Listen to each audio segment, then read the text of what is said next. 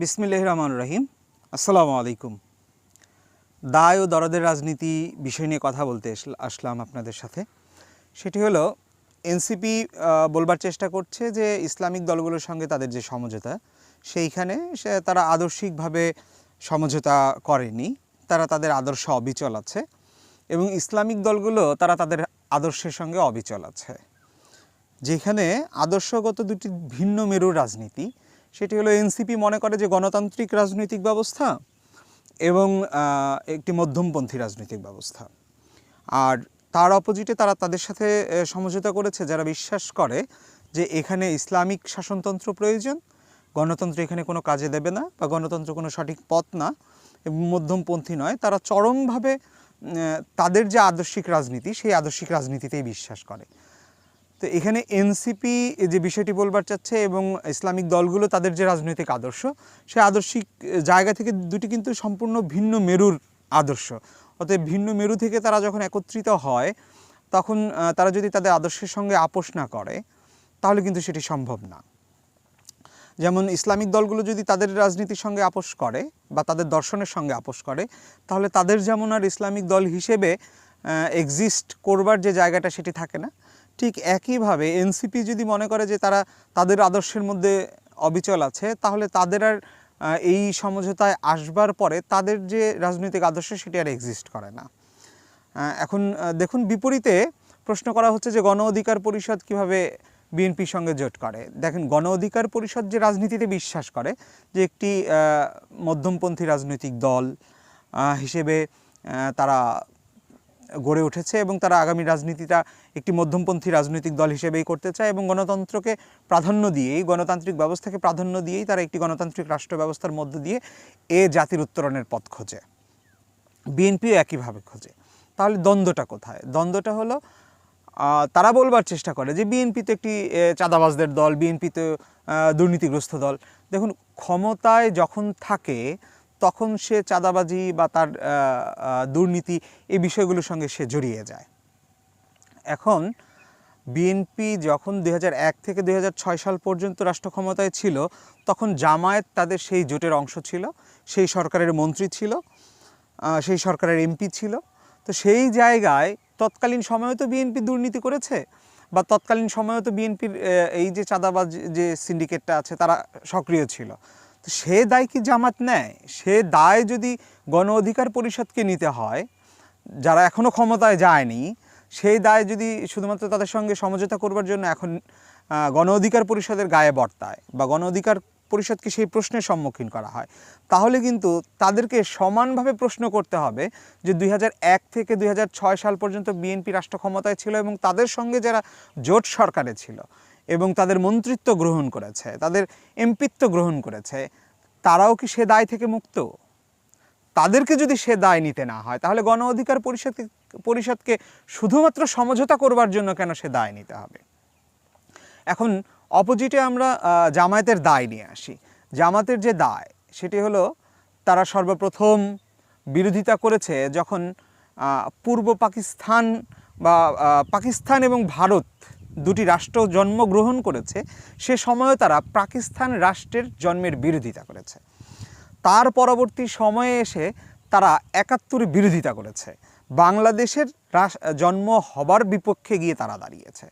তারপরে 86-র যে নির্বাচন হয় যেখানে জাতীয় পার্টি রাষ্ট্র ক্ষমতায় ছিল, তখন তারা সেই জাতীয় পার্টির সাজানো যে নির্বাচন, সেই নির্বাচনে আওয়ামী লীগকে সাথে নিয়ে তারা জাতীয় পার্টির সঙ্গে নির্বাচন করে বিরোধী দল হওয়ার ষড়যন্ত্র করেছে বা সেই সময়কার তাদের সেই রাজনৈতিক বন্দোবস্ত ছিল, সেখানে তারা দায়গ্রস্ত।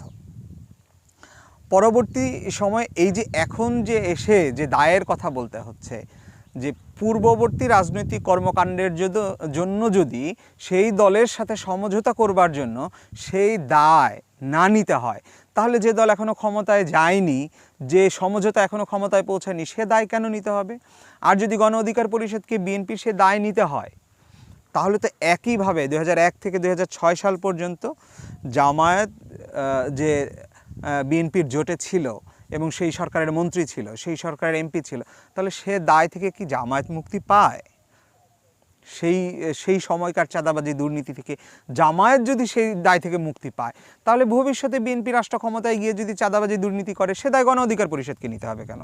গণ অধিকার পরিষদ দুর্নীতি বা চাঁদাবাজি করে কিনা সেই দায় যেমন শুধুমাত্র গণ অধিকার পরিষদের, ঠিক একইভাবে বিএনপির কর্মকাণ্ডের দায়, সে দায়ে বিএনপি দুষ্ট হবে বা সে দায় একমাত্র বিএনপিকেই নিতে হবে। 2001 থেকে 2006 সালে জোটে থাকার পরেও, মন্ত্রী থাকার পরেও, এমপি থাকার পরেও যদি সে দায় জামাতকে নিতে না হয়, তাহলে গণ অধিকার পরিষদকেও নিতে হবে না।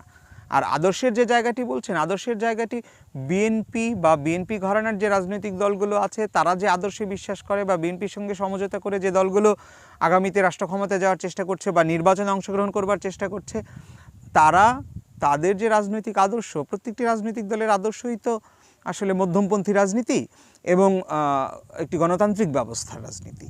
তো সেইখানে এনসিপিকে এমন একটি দলের সঙ্গে গিয়ে যুক্ত হতে হয়েছে বা এমন কিছু দলের সঙ্গে গিয়ে যুক্ত হতে হয়েছে যাদের রাজনৈতিক আদর্শই হলো চরম ভাবে ইসলামী শাসনতন্ত্র এবং গণতন্ত্রকে তারা সম্পূর্ণ বিশ্বাসই করে না।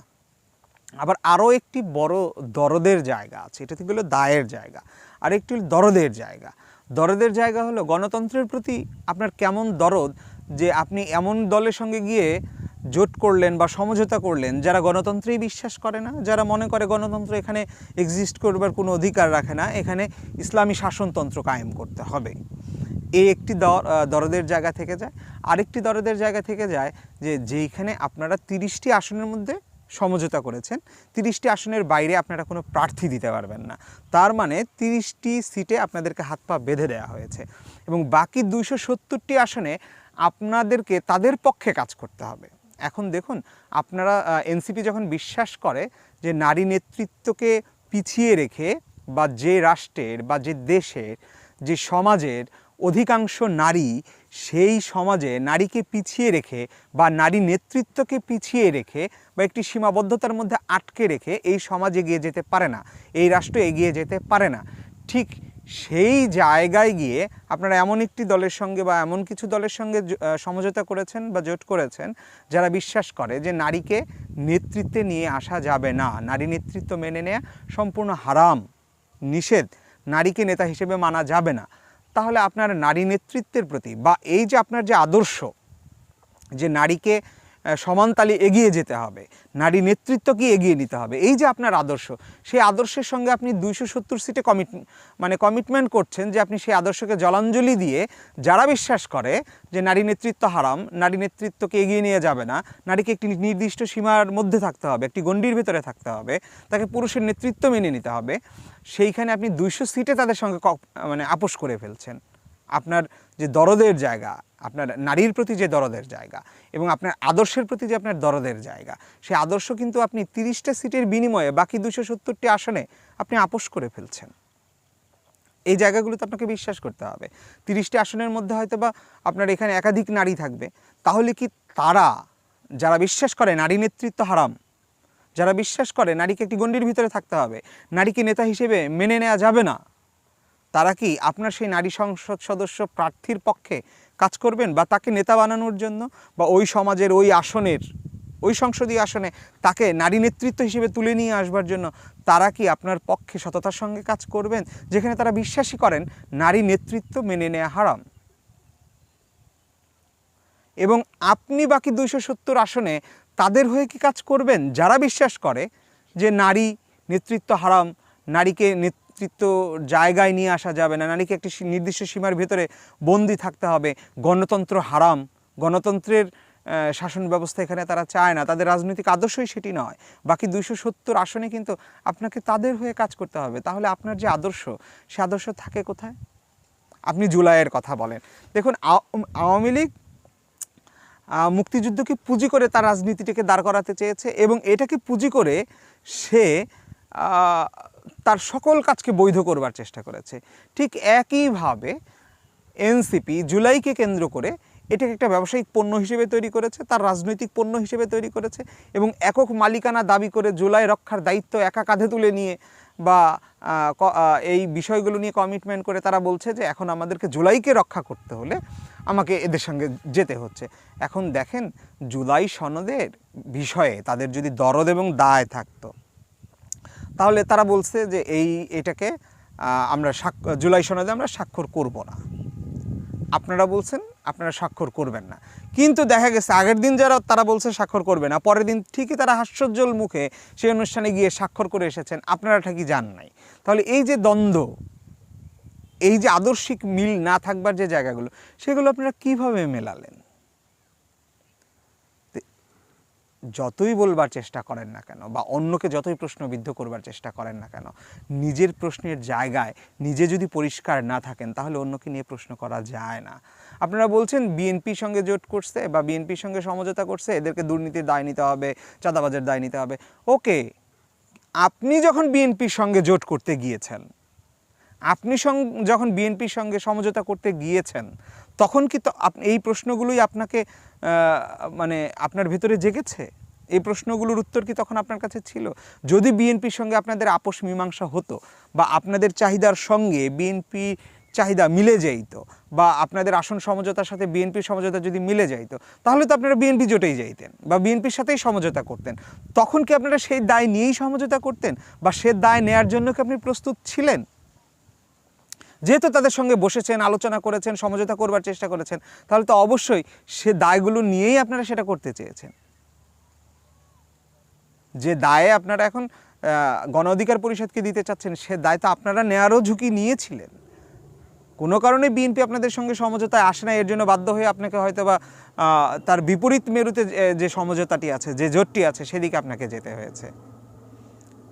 যদি সেটি যেতে না হতো, যদি বিএনপির সঙ্গে আপনার সমঝোতা হতো, তাহলে আপনার এই বিষয়ে আপনার প্রশ্ন বা আপনার উত্তর কী হতো? অতএব আদর্শের বিপরীতে গিয়ে যে সমঝোতা করেছেন, সেই সমঝোতা মধ্য দিয়েই প্রমাণ হয়েছে যে আপনারা রাজনীতিটাকে বা আপনাদের আদর্শকে একটি পণ্য হিসেবে দাঁড় করিয়েছেন, যেই পণ্য বিক্রি করে আপনি আপনার রাজনীতিটাকে এগিয়ে নিয়ে যেতে চান, মানুষের আবেগকে ধরে রাখতে চান এবং মানুষের আবেগকে কাজে লাগিয়ে নিজেদের রাজনৈতিক ভবিষ্যৎকে নিশ্চিত করতে চান।